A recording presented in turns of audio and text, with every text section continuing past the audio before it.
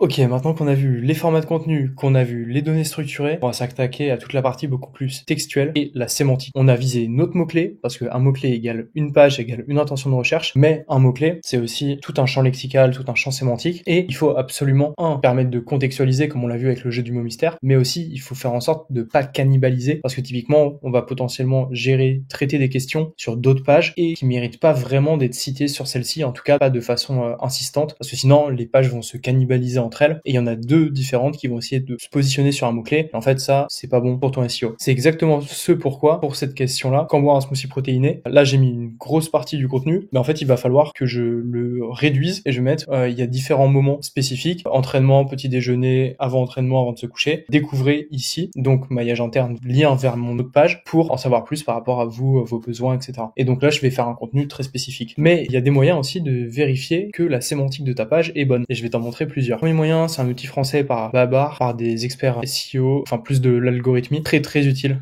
cet outil. Je te le montre en rapide. Je l'utilise pas, je l'utilise plus du moins à titre perso. Mais en fait, c'est vraiment pas mal dans un premier temps pour comprendre et pondérer l'utilisation de différents mots-clés pour assurer la sémantique de ta page. Donc en fait, là typiquement, tu vas mettre ton mot-clé principal qui va être celui-ci. Et ensuite, tu vas avoir plein de mots-clés qui sont directement liés. Et ces mots-clés-là, en fait, les différents points, c'est en fonction de l'utilisation sur une échelle que tu en fais dans ton contenu. Donc est-ce que tu es dans la zone sous-optimisée, dans la zone optimisée comme il faut, un peu trop ou beaucoup trop. Et en fait, c'est pour ça qu'il y a des pics comme ça. Et ça, c'est une bonne courbe, mais parfois, en fait, tu vas voir, tu es tout le temps sous-optimisé. Donc là, il faut que tu reprennes quelques mots et que tu les remettes avec un peu plus de fréquence dans le contenu. Potentiellement, parfois, tu es beaucoup trop sur-optimisé. Donc, il va falloir que tu réduises un petit peu. Et voilà, ça, en fait, ça va te permettre d'ajuster ta sémantique au fur et à mesure. Sinon, tu as d'autres outils qui permettent de le faire. Je pense à un plus particulier, pareil, qui est français. En fait, celui-ci, il consiste à taper le mot-clé dans ta barre de recherche et à utiliser sa petite extension. En fait, c'est TOT SEO, T-H-O-T SEO, c'est une extension. Donc là, il faut que je recharge ma page parce qu'en fait, il va aller sélectionner les 100 résultats sur Google pour faire un condensé, une pondération de tous les mots qui sont utilisés, la sémantique, ce qui revient plus ou moins. Et en fait, après, il va te donner des infos. Donc là, analyse terminée, très bien. Et maintenant, je vais aller sur mon contenu. Et maintenant que je suis sur mon contenu et qu'il a fait son analyse, je vais le relancer. Et là, tu vois, j'ai bien fait mon taf. On est à 92% d'optimisation sémantique par rapport à ce mot-clé-là. Donc par rapport à mon mot-clé smoothie protéines, ce que j'avais tapé dans Google, j'ai 92% d'optimisation SEO. Bien sûr, l'objectif, c'est pas d'avoir 100%. C'est comme l'utilisation de Yoast sur WordPress. Ton objectif, c'est de pas avoir tous les voyants ouverts parce que c'est très vite cramé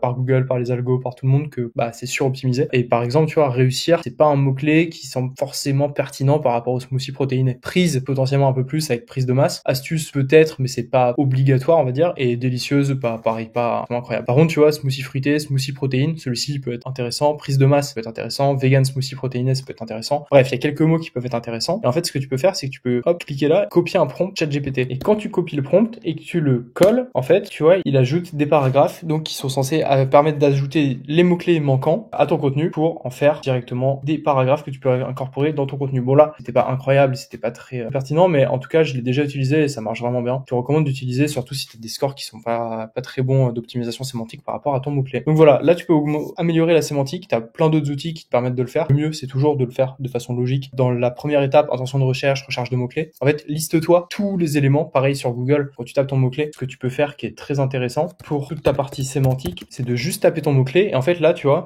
tu mets juste ton curseur et tu vas avoir smoothie protéiné pour maigrir, musculation, banane, flocon d'avoine, petit déjeuner. Là, tu mets un espace, t'as pas du tout les mêmes. En fait, ça te donne à la fois des idées de contenu, deux, potentiellement des mots-clés sémantiques que tu dois incorporer dans ton contenu. Et après, ce que tu fais, c'est que tu utilises deux pages, comme je te l'ai montré dans l'une des premières vidéos, pour vérifier si c'est nécessairement dans la même page que tu dois le traiter ou si l'intention est différente et que tu dois créer une page et donc tu fais du maillage interne. Voilà, comme ça, tu as toute la partie sémantique et là, tu as toutes les billes pour que ton contenu soit vraiment top pour Google. Dans la prochaine vidéo, on va s'attarder un peu plus sur toute la partie image et comment apparaître dans Google Images avec ton contenu. Allez, à tout de suite.